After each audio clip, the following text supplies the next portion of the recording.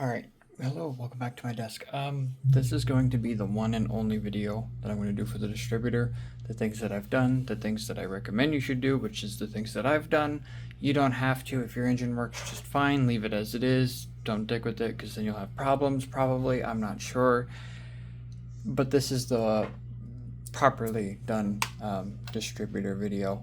I'm not going to mention the other engines distributors, except for the fact that when I got them, the D6, even the Sisson V8, all of their distributors did spark on the money, but they didn't have any grease.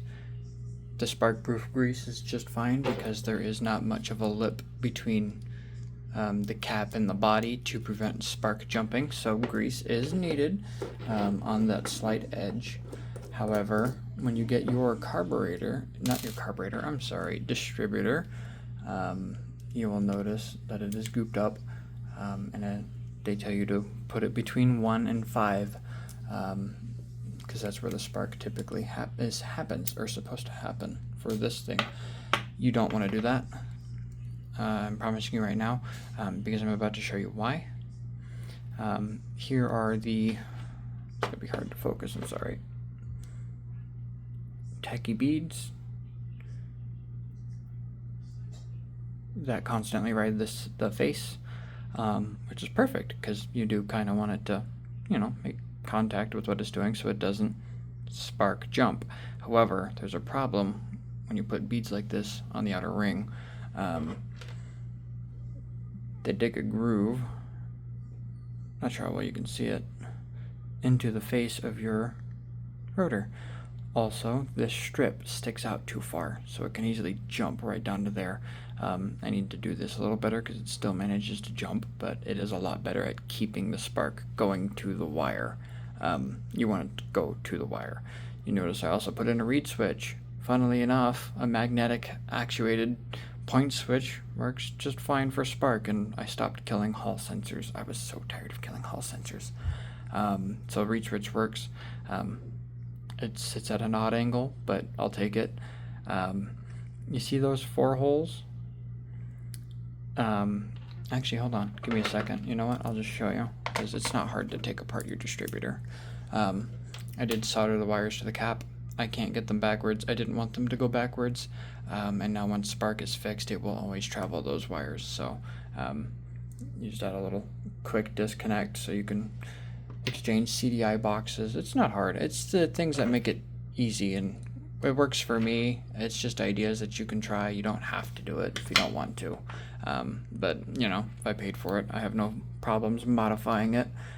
That just comes off. This is a D shape anyways. It's got a shape of a D in there and a flat spot. Ooh, not the coffee, on the shaft itself. So these come off. Your rotor just simply pushes up. Be mindful, there's a washer underneath it, but it just pops right out. Ooh, almost lost that. Sorry, I'm trying to look through a phone screen so where I make sure it's in the frame.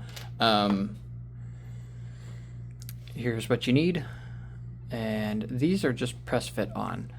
There's 4 little feet where those circles are, and what you want to do is you just want to pull it off. Since mine sparked in the middle and my strip was above the magnet, I put it ever so slightly in the middle of those magnets, give or take a little bit of a tickle. Use a tiny drop of glue in the middle just to hold it in place while you figure out where you want to put it. Once you have it where you want to put it, don't pull it off yet. Mark it, pull it off, and then add some extra glue. Make sure those feet are cut off and sanded flat.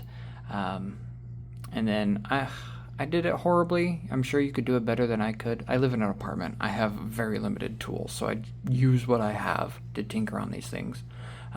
This strip is press fit in there. It's not glued together, which is cool. You can work on it.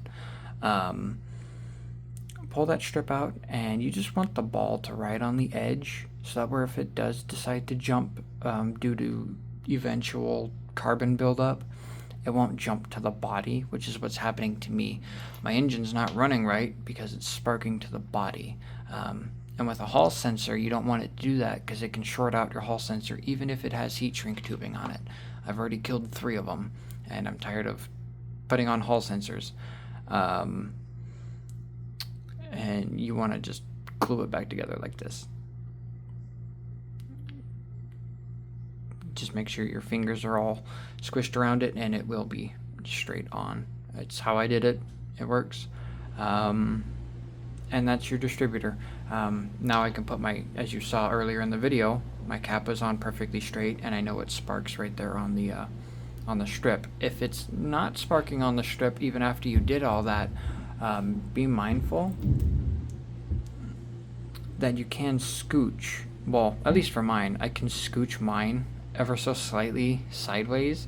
So if it's not sparking back on the money, you just need to move your reed switch if you have one on there like I do, or your Hall sensor, and it'll go back to straight on. It's because you moved this. So yeah, no, that's it for the distributor. That's all I did. The only other things that I did was inside the end caps here, the wires are soldered flat so that way they can't roll off, and these are soldered on. I double heat shrinked them because the outer rim plastics will start to crack. They didn't disintegrate, they didn't fall apart, they're still there, they just will crack. So to be safe, I made sure those are good. And now my distributor with a tiny bit of grease in it, just a tiny bit, sparks perfectly as it should. I just need to solve this bit here and it won't jump to the body anymore. They typically fix that by adding a really big fat lip onto the cap of the distributor because it'll act as a barrier for the spark. That's not here on this one, so that's what I did to my distributor. It works perfect, it works fantastic. To be honest, that is a really easy, simple modification to do. Toyan could literally just recut this groove out to be where it should be, to spark on the money, and it would be a simple fix. They just need to fix these 2 pieces. But if you already have yours, you can do it easily. And the glue is secured. It's, Gorilla super glue, so it works just fine. This, I don't mind modifying. That's fine. It's the intake that's going to be an absolute nightmare on this thing. But you've probably seen that video already. Yeah, that's the distributor. That's the simple modification you need to do for it.